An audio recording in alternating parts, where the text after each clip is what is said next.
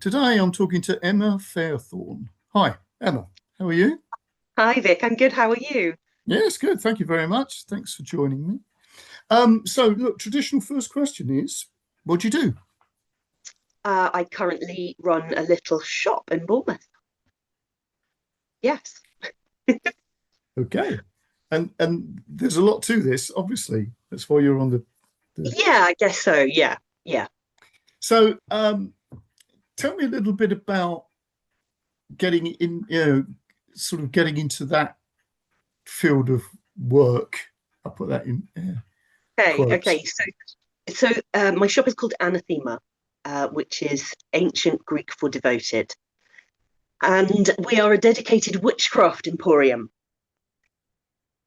Yes. It's been quite a journey getting here. It's something I've always wanted to do. Um, and yeah, I'm just very grateful for the opportunity. This is why I was interested in it because it's an unusual shop, and obviously it's doing some amazing things. So when I talk to people, often the ideas for anything that's creative go right back a long way, Yes. and I'm interested in that. So tell me, where's your interest in all that start? Um, I think from childhood. I was an only child, and I mainly had adults for company, and my only escape really was reading.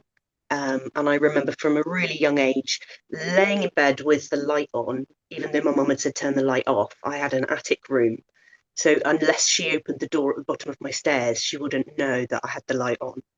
And I used to lay in bed with a book in one hand and my other hand on the switch of the light so that if my mum opened the door, I could turn the light off. Yeah. um, and from maybe 7 or 8, I was reading books, and I would just read and read and read until they were finished. Um, and the books that really sparked my imagination were by Enid Blyton. And these books, Cool. my granddad got out of the loft, and I remember the day he got them out of the loft. They came out in this massive suitcase, an old-fashioned suitcase. And from the moment he opened the the case, I could smell the books, and they had this particular old smell, and Yeah.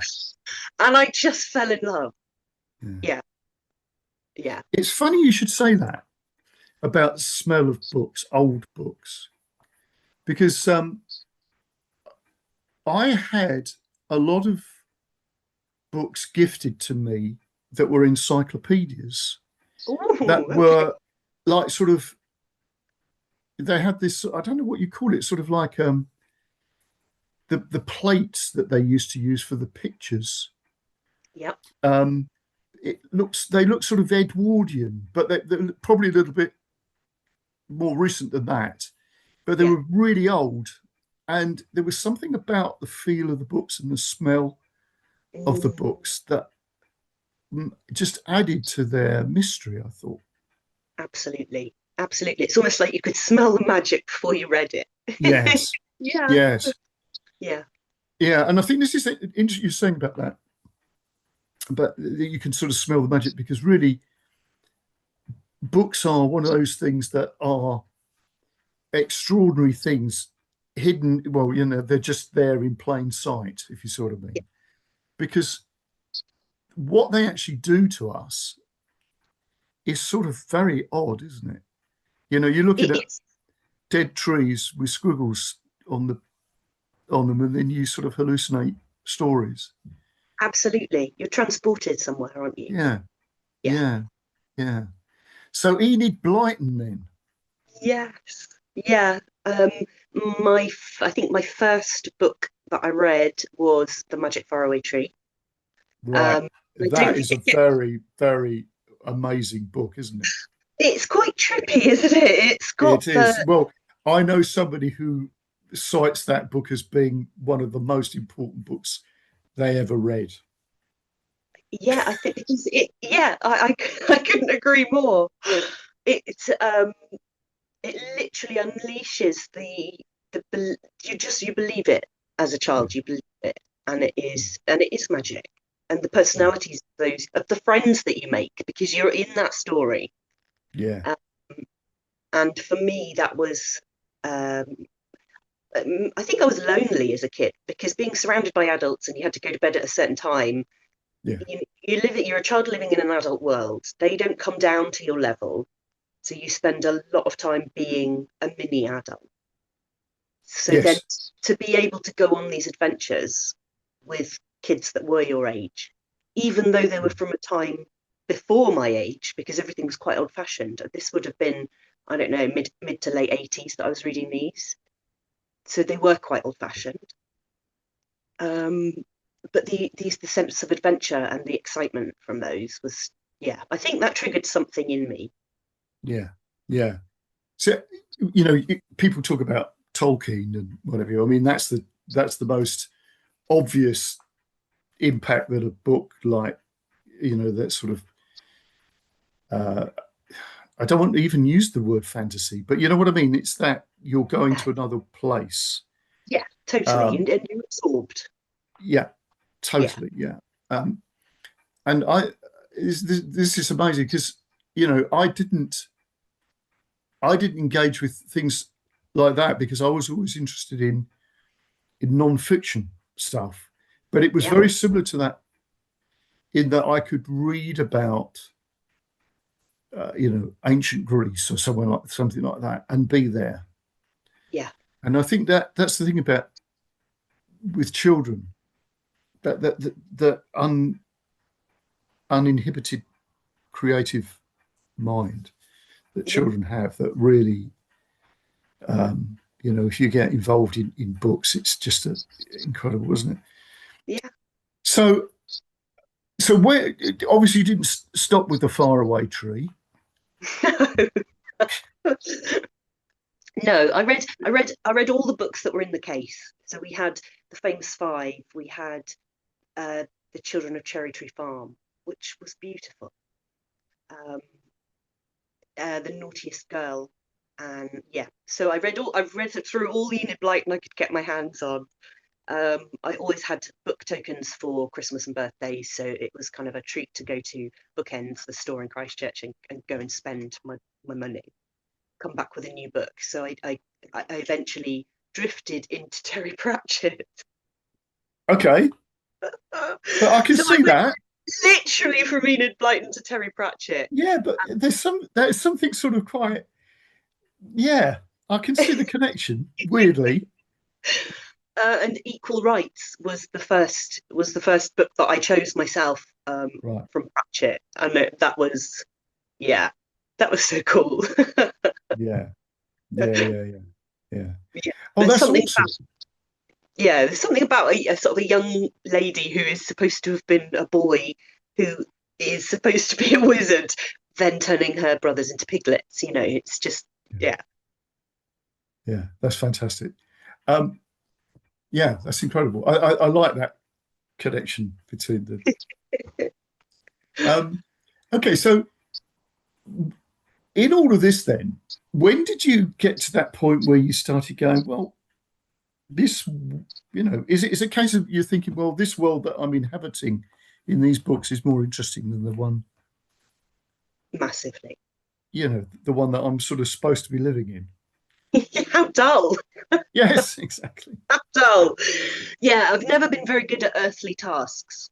And by things like that, I mean like responding to things on time, tidying things up, making sure the chain of events happens with the laundry to mean that the dirty stuff gets back in the wardrobe. Yeah, Um, and for me, there was more to life than this mundane, run of the mill, boring. Where's the creativity? Where is the sparkle? yeah, yeah.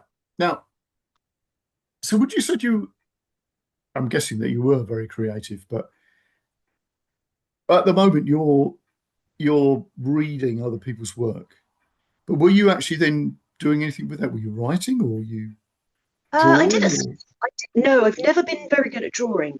I've always been arty, but the physical act of drawing is something that because I couldn't do it, I go, well, I can't do it, and so I never pushed that. Um, but I have had some at school. I used to love writing and reading, so right? I was very creative, always a bit of a dreamer. Not particularly great at art because what happened in my brain and then came out of my hands was just two completely different things. Yeah. And I guess I didn't have the resources at that age to just keep practicing and keep going. And Mm, obviously it was days before YouTube. So unless someone had sat with you and gone, no, that you're doing it right and now keep going and go round. mm, I didn't have that. mm. Uh, but when I got a little bit older, one of my first, in fact, I think like my first proper job was as a glassmaker. Um, Oh, oh, that's yeah, that's that's interesting, because that's yeah. fantastic. So what? Okay, how did that happen? Um, well, I decided one day that I wanted to change my life and Yeah. that I was going to go to the job centre and see if they had any jobs as a florist. So I went to the job centre and I went, right, this is what I want to do. And they went, oh, well, we haven't got any jobs as a florist. Well, we've got a job as an office cleaner, or one here for a glass blower. And I went, oh, I'd like to try that, please. Well, that's amazing. Yeah. Yeah. So I was 19. Yeah.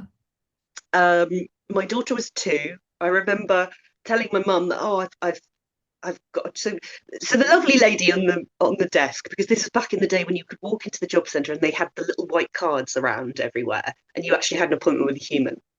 Yeah. And um, she said, oh yeah, there is this job, it's in Poole, it's as a trainee glassmaker, but the closing date is tomorrow. So let me call them and see. And he said, oh, we've had quite a lot of applicants, but yeah, I'm quite happy to take another one.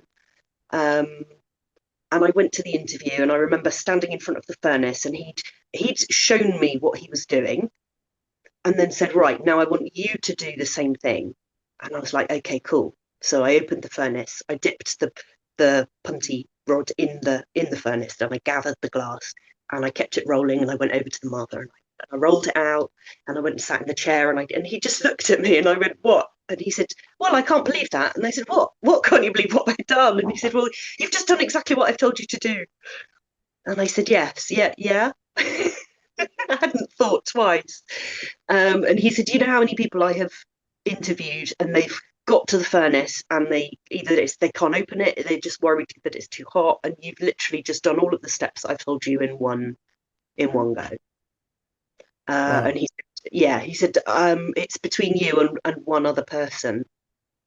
He said there's only been one other person that's been suitable, and I ended up getting the job. Yeah. So how long did you do that? Well, that's amazing, because I was going to tell you something about the careers advice that I experienced, which was similar to yours. Oh, Anyway, but okay. not I look glass forward blowing, to but that. I look forward to that. Um, so I did it for a couple of years, and then unfortunately there was a change of circumstance with Paul. It was in Paul Pottery. So Paul oh, Pottery had Paul Pottery had a factory tour on Paul Quay, yeah. and the building was demolished. And yeah, I'm not sure where he went after that. Um, I lost contact. But that was my first arty experience Yeah. where I found my medium, and it was Yeah. that again. It was like being the sorcerer's apprentice because it's my Yeah. job. My job to lay out all the colours and all the powders ready so that he could roll his glass in there. Yeah. And it was really hot, heavy work. And it Yeah. makes me laugh now because I used to do it in flip flops, baggy jeans, and a bikini top. There was no health and safety. I was No. literally. Well, there It would. was great. I mean, your job interview, health and safety obviously didn't exist. You were opening a hot furnace with no real training. Yeah, Amazing. yeah. Yeah, the furnace is set at 1120 degrees, so it's Mm. yeah, that's a heck of a heat. Yeah. Yeah. Amazing. Now, because obviously people listening to this might, if they're young, they won't they won't have experienced what was careers advice or going to the job centre experience, because that was odd. Yeah. You talking about the little cards around. I went for a job interview. I'm just trying to think whether this was the first thing I did. No, I was working up in London in a bank, which I absolutely hated, I must say. Um, and I decided I needed to get a job nearer to out of London so I could spend more time doing music and, you know, be able to get gigs and all the rest of it. So I went for a few jobs in the sort of Dartford area. So I was in Kent. And I had a couple of interviews that were, some of them were like so bizarre. There was one guy just asked me a load of questions about cricket. And I hate cricket. It's just one of the games I really don't like. And of course, back then I was quite awkward. And I just said, I can't stand cricket. I just was so, you know, so basically I wouldn't have got the You didn't job get the anyway. job, did you? No. But the thing was that those sort of job interviews, when I went to the careers thing, and they were asking me what I wanted to do, or they said, "What are you interested in?" And I said, "Well, I play guitar." And this elderly lady, well, she seemed very old. You know, when you're young, everybody seems old, don't they? They're ancient, aren't they? Yeah. So they tottered off to this index cards in a drawer, and she pulled out this tattered white index card. And she came over and she gave this to me, and it said musician dash guitarist, and then underneath it typed, it said the BBC aren't currently looking for any guitar players. As if that's got anything to do with anything at all. And I just like I sat there thinking, I'm not interested in the BBC playing for the BBC big band or anything like that. You don't sort of get it. There was this massive disconnect between this lady and myself, you know. Well, So yeah, that was your career over then, Vic, wasn't it? that Like, was it. So I thinking, right, well, I just got a job, and then and then you start realizing if you're going to do this, you got to do it your own way, right? But absolutely. yeah, so careers advice and job interviews, yeah, bizarre. Yeah, I remember being my careers advice experience was slightly different. I went to Bournemouth School for Girls, and I remember going in to see the careers officer, Yeah, and I think it was on the computer, but it was only just on the computer. yeah. Um, and I remember, like, she was discussing what things I liked and what I didn't like, and she came up with one job, and that was as a bookbinder. And I was like, wow, but it was in Glasgow, so I would have had to have gone to college in Glasgow. And as a Odd. 15-year-old who'd never really left Bournemouth, I was a Yeah, bit like, well, I don't really know how I make that happen. yeah, So I never pursued that. And it's always niggled at me. There's always been a part of me that's like, you love books, you love leather. yeah. No, it's sort of Why weird, didn't isn't you it? do that thing? Yeah, absolutely. Yeah. So, all right, okay. So we got the glass blowing out of the way, Yep, um, and so we got this sort of creative thing. You're obviously aware that there's yeah. something going on in you that you didn't know about. So what's the next thing? Um, so then I moved. I went to live in Wales. I had two more children after I got married, and somebody, oh no, I bought it for myself. So I bought a book in a shop. The shop was part of a restaurant. So we're in Wales. You have to remember that sometimes things are a little bit unusual. Yes, So I'm there's an amazing familiar with pub. Wales. So there was an amazing kind of restaurant that was only open at the weekends and evenings, and it was based in a pub, but they'd converted the ground floor and the basement into what I'd call a hippie shop. Yeah. And I used to love to go there because I loved going and looking at all the crystals and all the jewelry and the books. And I bought myself a book called The Magic of Soap Making, and it was Magick. And the more I read, the more I was like, wow. this is, and I've skipped a bit here because I had bought quite a lot of books on witchcraft and spellcraft in my teens. I had a tarot deck, tried and failed to read it. I could read the book, but the facts didn't stay in my head, so I Yeah. just found it really hard. But I loved the imagery. Yeah. And then so fast forward a few years, I'm in my early 20s, and I've got small children running around, and there I am with all this soap making equipment, just stirring and stirring and stirring. And of course, I didn't have the internet then. This was pre-internet. Yeah. So there's no way of going, at what point does this get hot? At what point does this start doing the solidifying thing? So I'm literally just in my utility room, just stirring this liquid that could, burn through my hand, and not really knowing quite what the hell I was doing, but stirring shapes into the soap. And I'd made a lavender soap, so I'd put the lavender flowers in there, and I'd put the lavender oil on, just continually stirring. And after a couple of hours, I'm thinking, I don't know that this is for me,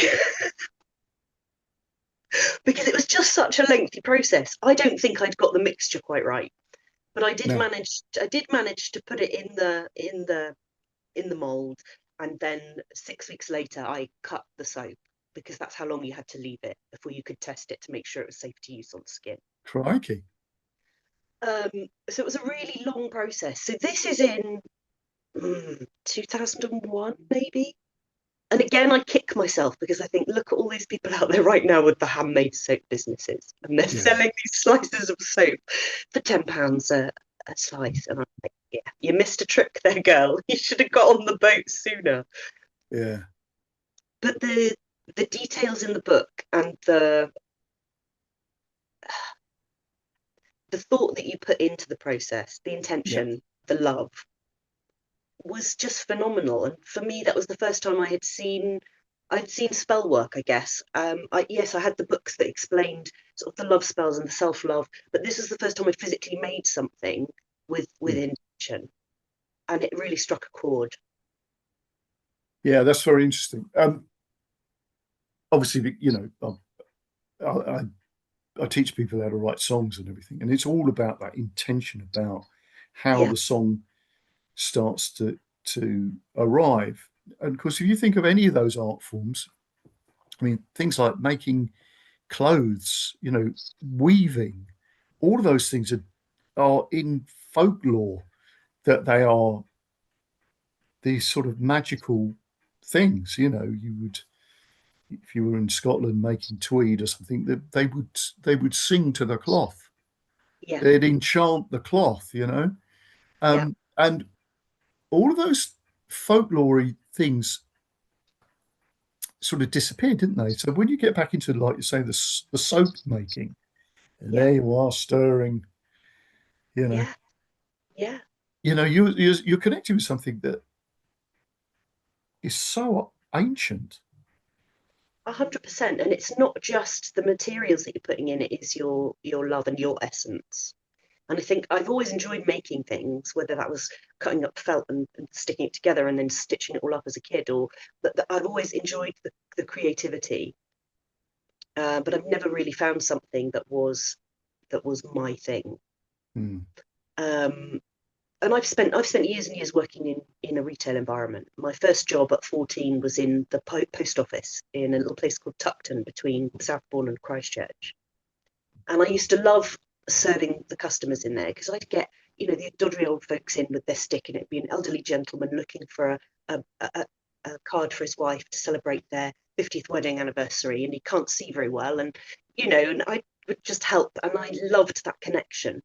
And I think as an only child, and someone who, I wouldn't say I was weird as a kid, but I didn't really connect with my peers. I don't know whether that's because I'd been raised by adults, and so I didn't really know how to interact with children, or whether it was because I was on. Um,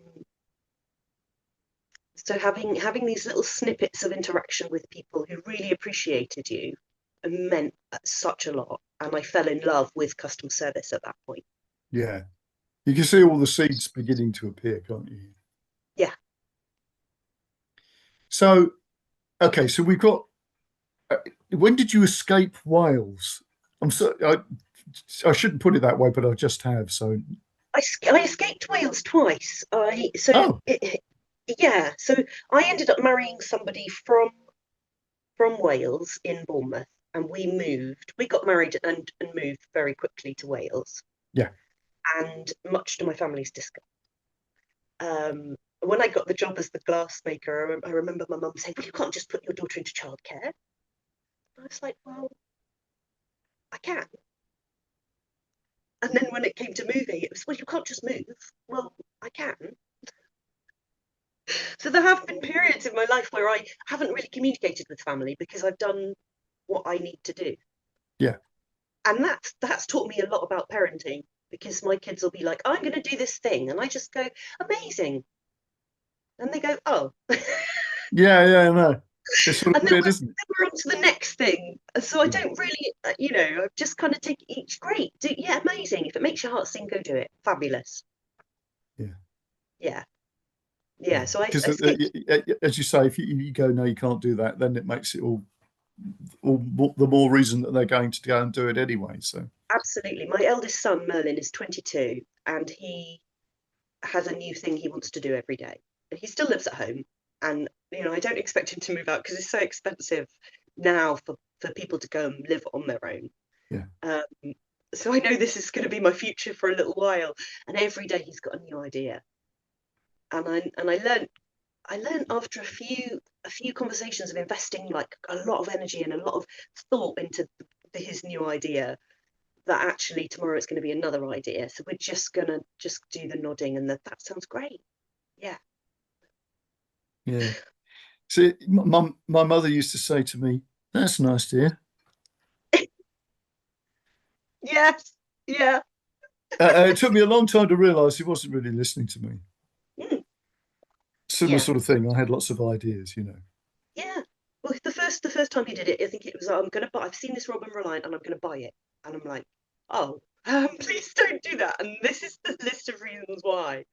But it never materialised. And the next day, he's like, "I decided I'm gonna go for a quad bike." Right.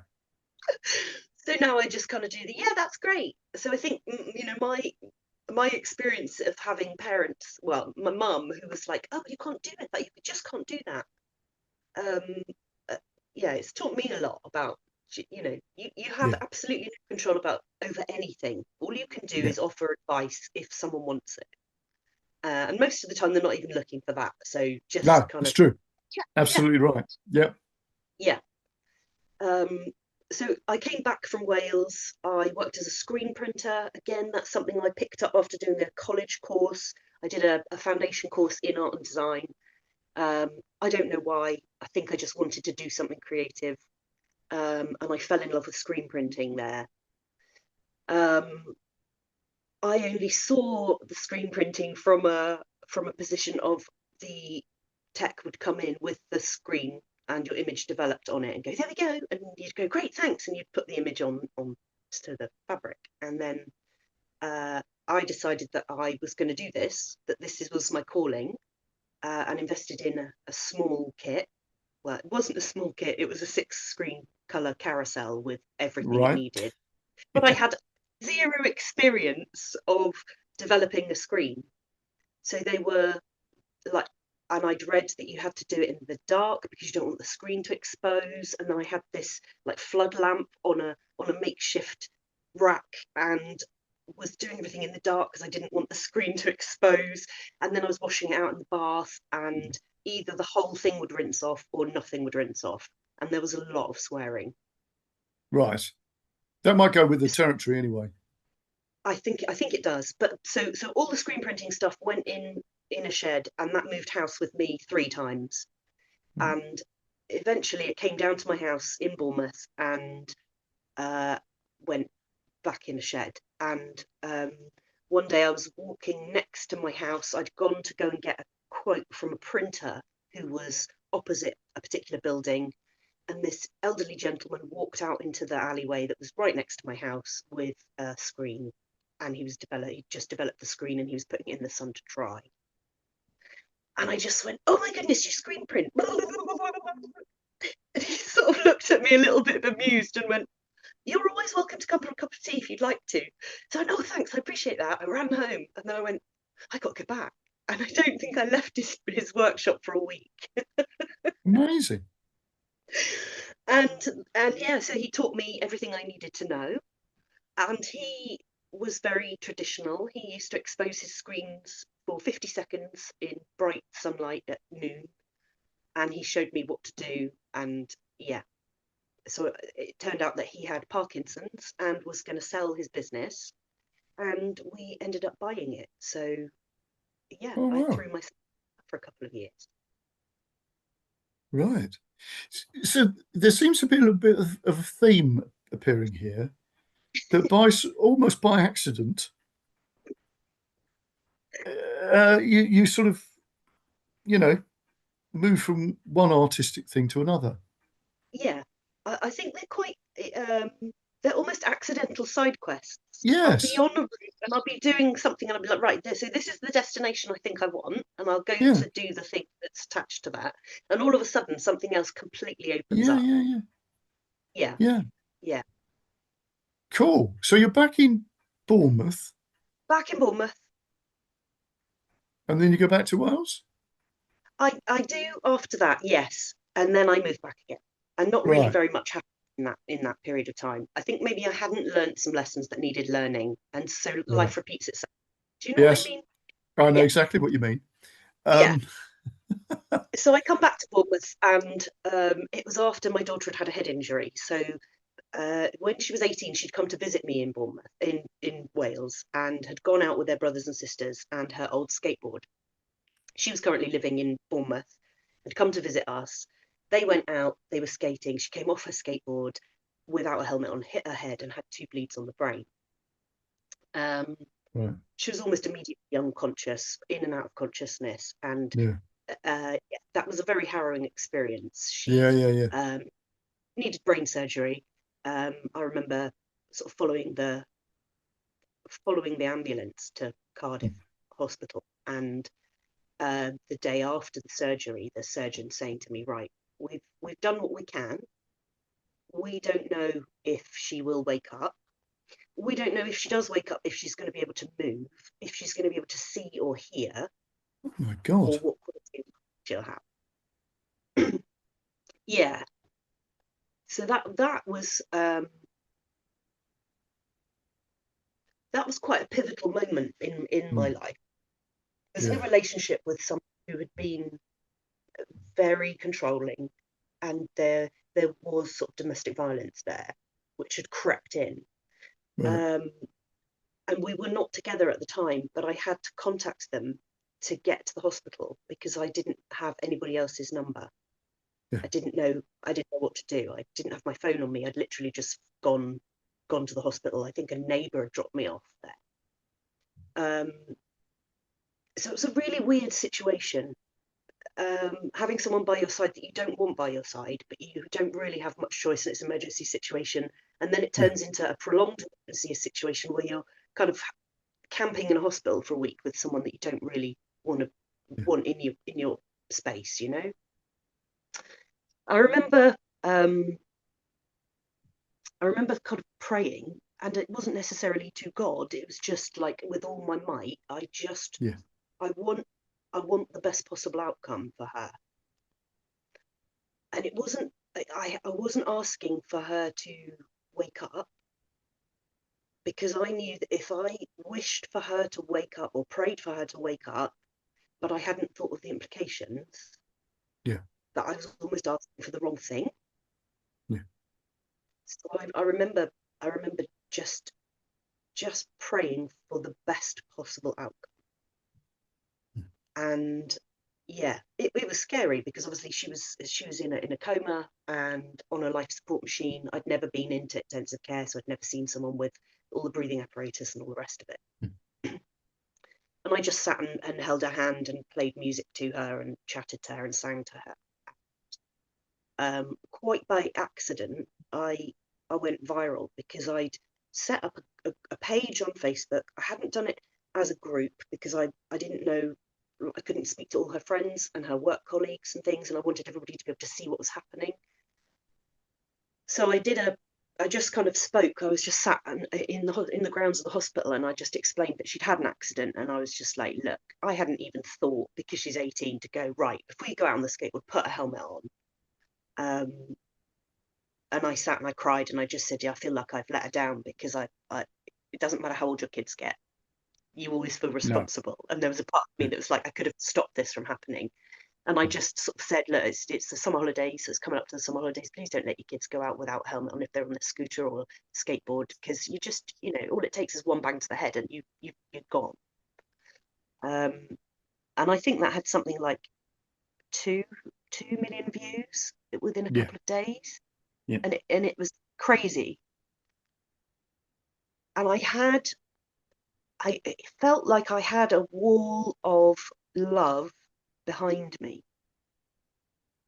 And I know that sounds really weird, but there were, in essence, complete strangers sending Reiki, like chanting. I had Buddhist friends, and like, so there was literally all these sections of community that were praying, chanting,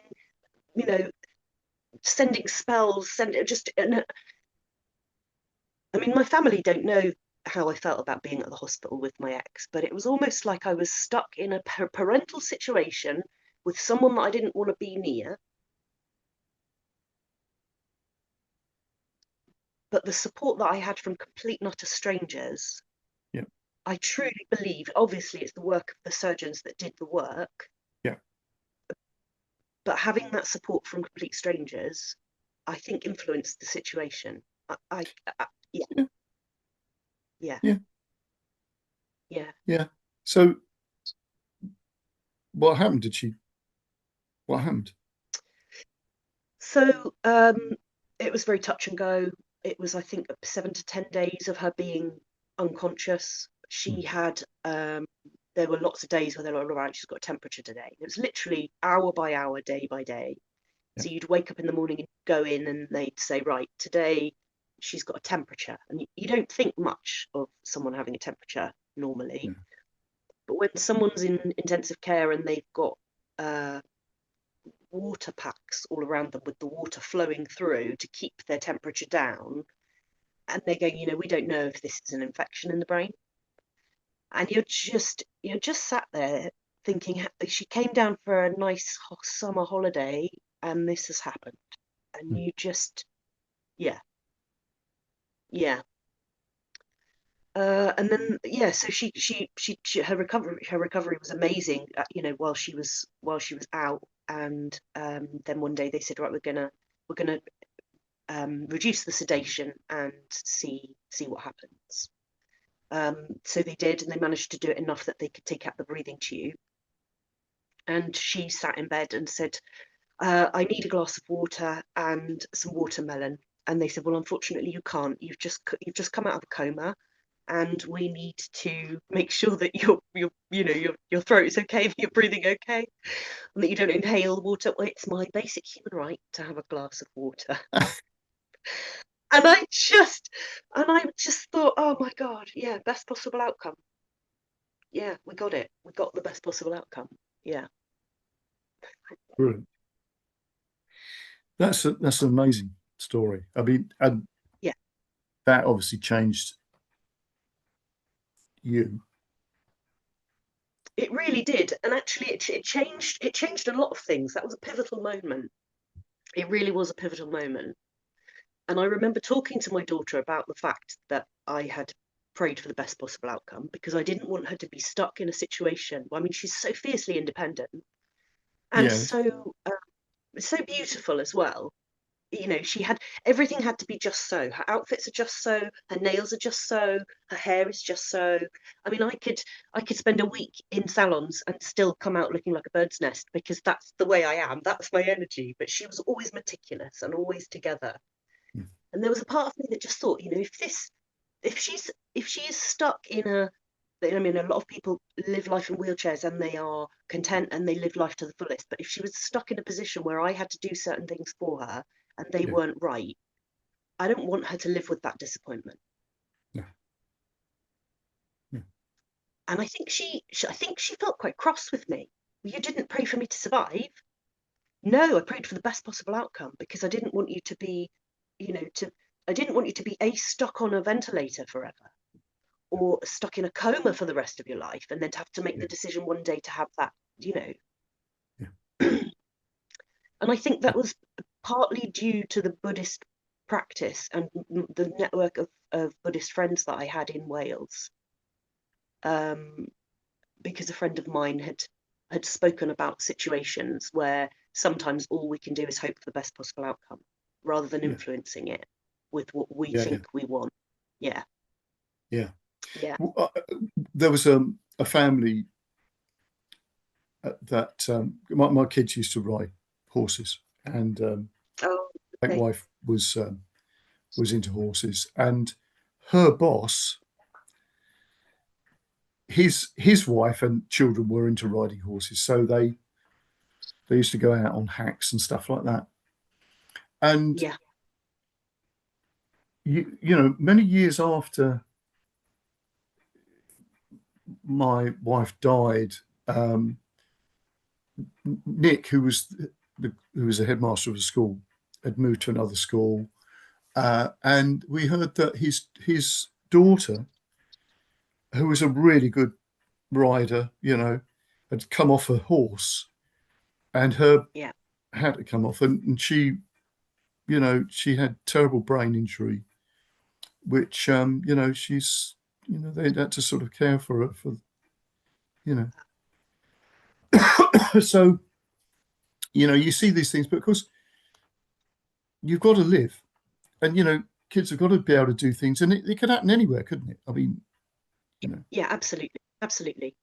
And as you say, I'm always interested in what happens after that, the experience that people have from it and what they learn from it, and how it changes you, not from the point of view that you're worried about people doing things anymore because they might get injured. No. But your attitude to life just generally is different, isn't it? It really is, isn't it? And it makes you realise how superficial some things are. Yes. I mean, I had my kids. I had Georgia young. I was 16 when she was born. It was a month before my 17th birthday, so I had her very young. And I've always had issues about my body. I've got what I call an apron at the front from having 5 kids and big babies. And there was a part of me that was like, when I've got the money, I'm going to go and have a tummy tuck. And then when I saw her laying in that bed, I was just like, why on earth would I volunteer to have any form of surgery? What am I thinking? What am I? Good Lord, that's the least of my problems. Yeah. Exactly. Yeah. And it might still be a bit of a hang up, but it's not. It's no longer something that is important, and it realigns your perspective on things.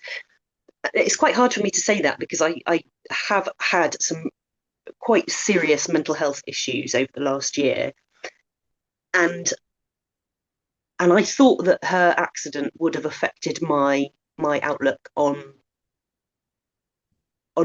how I react to certain situations. We've gone down a bit of a rabbit hole here. It's getting quite deep. Yeah, but I'm interested here because you see, when you get those, as you say, it's a pivotal moment. Yeah. It won't necessarily. It won't clear the decks of everything. No. But there's certain things that are sort of fundamental. Yeah. In the way that you live and the way that you see the world and the way you interact with the world, it's different. 100%. Now, let's get to the point where you come back to Paul and you get involved in the things that I know you for, because what's interesting here is there are lots of elements I can see now that are really part of how you have created. This, from a spiritual perspective, absolutely. I think that I have a lot of faith in human kindness. Yeah. And I think that during those moments, it has made me realize that the power of the collective is It doesn't compare to any. You can't compare it to anything at all. It's powerful. Mm. Yeah. Mm. So I came back. I came back to Bournemouth, and I think the phrases went off the rails a little bit. I went out and I went clubbing, and I met some funky people, and I hung out with people that I hadn't seen for a long time. I went and got some more piercings, and I was dressing the way I wanted to dress, and it was almost as though I'd conformed to something for a very long time, and I I met people that made me feel like I wasn't the odd one out anymore. Yeah. Yeah. And I really appreciated that, because I think it was so that takes me up to about 38. So I'm 38, and I'm thinking I've always had a weird dress sense, and it would change like the wind, because there are so many things that I love. I love the 70s. I love flares. I love cheesecloth. I love the Right. 60s. I love the little dresses and the boots. And so there's so many things. And I love the kind of the hippie feel. And then I love, you know, you, I love all of it, but it doesn't all work together. So there was just the, meeting people who also just did their own thing was incredibly freeing for me. And for the Mm. first time, I felt like I belonged. Yeah. Yeah. Can I smoke? Hmm? Can I Did you say? Of smoke? course you can. Can I smoke? Yeah, cool. Okay. I've reached for my tobacco pouch. So yeah, yeah. That's a first, incidentally. Is it? Yes. In how many episodes have I done? About 300, I think. I haven't had anybody smoke. Team down. I've let the team I've had, down. Oh, no. I've had some extraordinary characters on there who, given half a chance, would have smoked everything. Yes. I So think the this is a trauma response, because obviously my daughter's accident was traumatic. It was traumatic. It was traumatic for her. I remember her saying to me, "I didn't give permission for someone to do the washing up with my brain," yeah. and I was a bit like, they saved your life. Oh, I don't care. I didn't say that they could, and I feel violated. And it's really strange. Yeah. I mean, Well, luckily she has done so well. I know people who have had brain injuries, and it has really impacted everything. yes. And we had to go through the exhaustion, the fatigue, the brain fog, Yeah. the Yeah. mixing up of words, Yeah. the textures and tastes, and inability to deal with noise. And bless her heart, she woke up um, seeing strange things Yeah. and hearing strange things, Yeah. and the sounds, the audio didn't leave. So I remember her saying to me one day, "Mum, I just don't know what to do with this. I don't know what to do. I've got people talking at me all the time." Right. And I just said to her, "Babe, you're the one with your feet on the ground in the present day. Yeah. You need to be firm with them. You need to say, I will talk to you, but I can't do it right now. I'm busy. I'll see you on Tuesday at 7:30. And if you don't line up in an orderly queue, I can't help you at all." Yeah. And she did, and it's helped. But she still Yeah. sees things, and she still hears things. And we've been out for coffee in cafes where she said to me, "Mum, I've got this man, and he won't leave me alone. And he's saying he's got a message for the lady sat behind us." And I said, "Well, you're going to have to ask her if she wants a message, if she believes, and would she like a message?" And this lady looked at us. She was out with a friend, and she said, "I would be delighted." And she explained that her husband had died a year before, and it was actually his birthday, and that's why they were out having a piece of cake. And the message made absolute and complete total sense to her. Yeah. Amazing, isn't it? Yes. Mm, yeah. Fascinating. Yeah. Yeah. I mean, So I was going to say, would you say that that is part of how you start to engage with aspects of the magical thinking? Because it's coming at I you think from a different so. perspective here, isn't it? It's not something Yeah. that's in a book. No. When you start No. seeing people who can, because of something that's happened, Mm, somebody yeah. like your daughter, Yeah. that you suddenly go, right, okay, this is, Yes. This is real life. Yeah. yes, Yeah, yes. absolutely. Yeah. Yeah, it obviously being a mum and having kids, I've got 5 children. It's a big busy household. There is always something going on. There's always someone with a problem, if not 3 people with a problem. And Yeah, as they've got older, the problems have got larger. yeah. And I think with my daughter coming to me and saying that, I mean, I don't have the experience of that. I've had things happen, but I've never had that constant talking in my ear. And the Mm, only thing I could liken it to was when you're trying to have a conversation with someone and you've got a child talking at you while you're trying to have a conversation. yeah, yeah, And so I gave my daughter the advice that I would use if my kids were chewing my ear off yeah. while I was trying to get something done. And I just let you're almost you're the one in this realm. You are the adult. You need to let them know that you're happy to help them, but I can't do it right now. There's an interesting story here. Tom Waits, the singer, right? Um, Somebody was asking him about being, creative, and he said, "Oh, I get things happen at strange times. I'll get an idea for something." And he said, "But what I do, if I'm driving a car or whatever, and this idea comes in my head, I say, hang on a minute, my work hours are, and I've got to be in the office. And if I'm not in the office and it's not in work hours, I am not interested. So come back then." So these, so, it's a very similar sort of thing about controlling Yeah, how we pick up, because obviously, absolutely. Yeah, this stuff, I actually believe that for most of us, it's just the fact that we don't experience that very much, because I've been through periods of my life where that was like happening all the time. yeah, But the only reason that some people don't have any of those experiences is because they're actually shut down completely, yeah, you know. yeah. Um, and that's not a bad thing necessarily. No, I think sometimes we need that. Um, Yeah, I've had lots of conversations with people about Reiki. I've always wanted to do my Reiki one, but so many people have said yes. That's when it unlocked this, this, and this. And there's been a part of me that's like, right, I've got enough to deal with yeah. on this plane. I don't know that I can handle all the rest of it.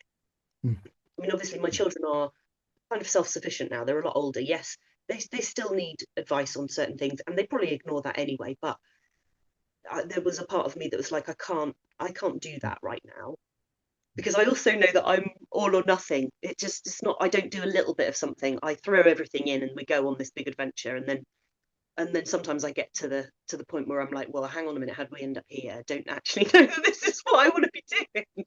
no, no, no. Yeah. So tell me about the shop. So the shop is situated in the most stunning Victorian arcade in a part of Bournemouth that has got quite a bad rep. It's in Boscombe. Um, my experience is that the community is rich and supportive. The energy is just incredible. And you've been to one of our markets. You've seen Yeah, witch markets and what yeah. what It's is amazing. yeah, yeah. I've never seen anything like that so well supported. That means a lot. No, Yeah, seriously, it is like a proper full-on market, but yeah, it's all very witchy. I mean, it's amazing. yeah. And it's not as if it's just for an hour, is it? No, It's on for no, no. hours. It is There's, 5 hours. Yeah, yeah, yeah, 5 hours. yeah, yeah, So there must be something amazing going on there. yeah. I'm I interested in think this there is. because that what you sort of created in that place is pretty astonishing, really. Yeah, Um, and I can see with like how you've done your shop and everything, all those elements, all these creative things that you've done, they're all there, sort of in what you're the way you've connected up the dots, yeah, basically. yeah. It hasn't been an easy journey by any means. No, but it's almost like, you know, sometimes in life you have light bulb moments and you go, that is what I'm supposed to be doing. That thing there, that's what I'm supposed to be doing. Mm. And it's not for the money, and it's not for the praise, and it's not for the reward. No. It's for the love, it's for the joy. Mm. Something that almost made me cry was after the first, so there's been a journey getting to this space. It hasn't been easy at all. And after the very first market that I did, I chatted to the man next door, who has also has a metaphysical supply store, but he's very kind of Buddhism orientated. Yeah. When I very first moved into the property, there was a bit of a delay between me putting my things in there and then being able to open it. And when I did eventually get in there with the help of some friends to open the doors, I went next door and I said, hey, I said, you must be Peter. Everybody's told me about you. I know you've been here for a long time. I remember coming in buying incense years ago. I said, I just want to have a little look around and let you know that if there's anything that you do that I do, I won't do that thing anymore because you've been here for 19 years and it's not fair. So I decided I wasn't going to sell traditional incense sticks. I've stuck to resins and gums and herbs. He sells small sage bundles. I was like, fine, I'll do bigger sage bundles or other herb bundles or packet herbs. But if someone comes in looking for this particular thing, I'll send them next door. And I've almost got a best friend shop neighbour now. It's lovely. Yeah. Yeah. After the first market, I went next door and I sort of said, are you all right? And he went, well, yes. He said, that was the busiest day I've had in 19 years. And it just filled my heart with joy. And I nearly cried. I was just like, I'm so happy that, you know, that we've been able to do something that not only benefits a community who needs that, but also the other traders. Yes. Yeah, it's really special. Really special. Yeah, it is about a community. That's the thing that works at that place. And I mean that arcade is stunning, isn't it? The actual, you know, the actual it's building. breathtaking. I love it. I feel so attached to it. And I promise the building, I have conversations with the walls. You know, I'm just like, one day you are going to get the love that you deserve. I promise it's going to happen. Yeah. So that's an interesting thing. So, you know, you've got a place like you say that Boscombe is, you know, has got a reputation. But I mean, actually, it's a very interesting place. There's some fascinating. Stunning place. It's stunning, and the building was built in 1892 by a wealthy gentleman who obviously had a vision. And there's just something about I remember walking through there as a child with my grandmother holding my hand and thinking to myself, I'm going to have a shop here one day. As you do as a kid, I'd like that, and I didn't do that. I never thought that as a kid. Did you not? No. Maybe you didn't play shop enough. You were busy enough to play the guitar. But yeah, I remember as a kid thinking, I want a shop here one day. And I never really thought it would happen. I've had a couple of shops doing various different things. When the kids were little, I had a children's shop, and I sold pre-loved things as well as like organic clothing and fair trade wooden toys and things. Yeah. And the friends that I made through that business, I'm still friends with now. They're just souls. Yeah. So this is the thing that, you know, all those experiences that you've had in shops, in retail, is now sort of, that's what makes what you do work. You've got the connections with people who supply you. You know, a lot of these things are made by people that you know. There's all of that. I mean, that stuff, that's years in the making, really, if you think about it. All those things that come together, and that's what I was really fascinated about with what you're doing, because it's sort of very evident that you've got something really, really different going on. Yeah, and I don't necessarily think that's because of. It's hard to put into words. I had a maker at the first event say to me, that is the best market I've ever sold at, and I've been trading for a while. What is your secret? And I just looked at her and I just said, integrity. I love what I do. I want my sellers to do well. I want my shoppers to have an amazing time. Mm. I'm doing this because I love it. I'm doing this because teenage me would have loved this, would have loved the sense of community. The mum that raised those small children and was lonely, was alone, and didn't have anybody to talk to, didn't have support, didn't have community, would have loved this. And all those versions of myself that needed love and support would have just loved what has been created. And I know that it's a very difficult field to be involved in. I mean, I've spoken to Minnie about crystals, and I kind of share her view that a hagstone is just as important as something that's sparkly and shiny. And why are we digging massive holes in the earth to get something out that is a crystal? Why are we destroying the earth for a crystal when you can go to the beach and pick up something that is just as meaningful? And I think it's almost like I don't know the expression for it, but it's almost like if someone's been on a course and they've learnt something, whether it's Reiki or shamanism, or they've got into crystals, they're then preaching about these things, and it's Oh my all goodness. love. It's love and light. And there's a part of me that has said for about 10 years now, it's all love, light, and stab you in the back, because it's a status. And for me, it's not. Spirituality, evolving your own self, healing is a messy process. It's a messy process. And peeling back those layers and moving on and evolving is unpleasant. It's uncomfortable to be in that chrysalis phase where you were a happy caterpillar just eating all the stuff, and then all of a sudden you've liquefied is really unpleasant. And it's not love and light, and there's no rose quartz. No, exactly. I always think it's like peeling an onion. There's a lot of tears, you know. Yeah. And it doesn't smell great. It leaves a No, residue. It makes a exactly. mess. Yeah. Exactly. And I think that's the thing, you know, that often we want that.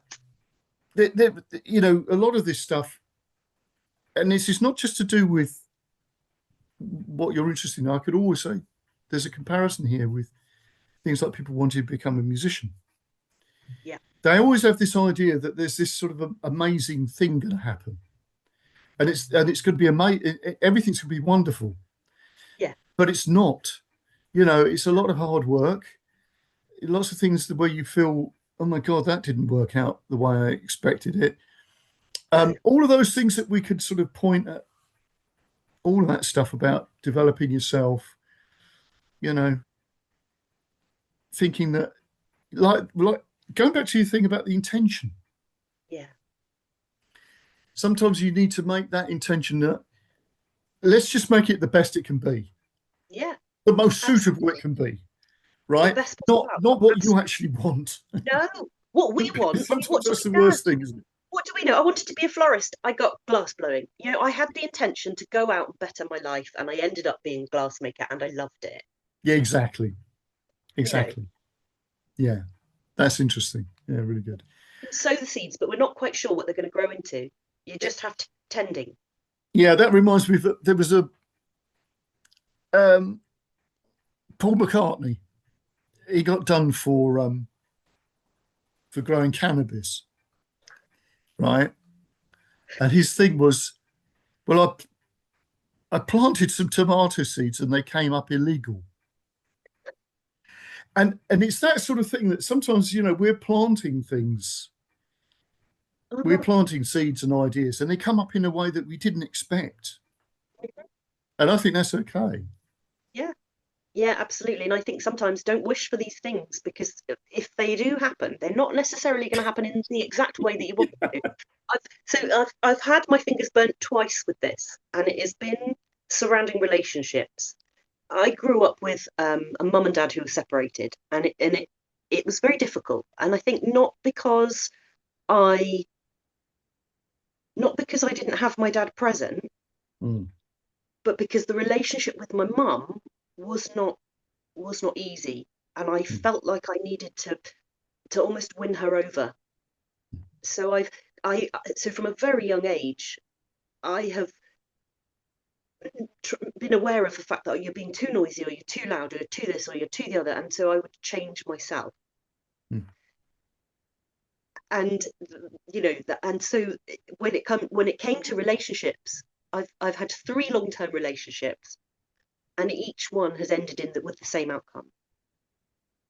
And there is a part of me that has now learned that those patterns are going to repeat and repeat and repeat until you get the message. And sometimes you need to look at what it is that you can correct and what you can control. And when I look back on things, I think, well, that wasn't a red flag, it was a row of bunting, but you carried on and you gave and you gave and you gave, and you got the same outcome. Yeah. So I've learned quite a lot, and it's been a really steep learning curve. And I didn't think I'd get to 45 and just be realizing how things work. Oh my God, it doesn't stop there. I can tell you that. You look back and, I look back and think, oh, that's how it works. Yeah. Yeah. And that happens to me all the time. It's like, oh, okay, I get that. Yeah. I have a friend who is a practicing pagan, and one day we sat down. He's like, "Okay, come on, then we'll do this love spell." And he had 2 pink candles, and we did the thing. He was like, "So what is it that you're looking for?" And I was very specific. I said, "I'm looking for someone who doesn't just want me for my body." And I was like, "Right, fine, cool, there we go." And lo and behold, I ended up in a relationship with someone who had no interest in physical intimacy at all. There we go. You got what you asked for. I got exactly what I asked for. I got exactly what I asked for. So now, when I manifest things, I've put out to the universe, I would love to have a built-in wooden bookcase, a Victorian style bookcase in the shop. And I'd like it to start here, and I'd like it to end here. And I've actually left a little line in the decor where I'd like it to go up to. And I'd like the corners to be curved so that I can have a little ladder, because that's all I want. I just want to wear a little dress and go across my little ladder in my shop so I can go and get my magical books off the shelf.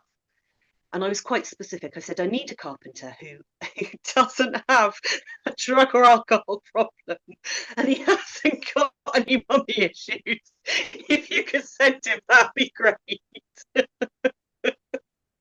There we go. You see, that is experience, right? He hasn't appeared yet. Maybe my order's too tall. Well, Well, I think on that note, Emma, I think that's amazing. Brilliant stuff. Thanks ever so much. Now, all the details about your shop and everything, I'll put them in the show notes, all right? Okay, yeah. And, sort of contact details and things. All right, so all the best. Don't disappear. Thank you. I won't. Speak soon. Speak soon.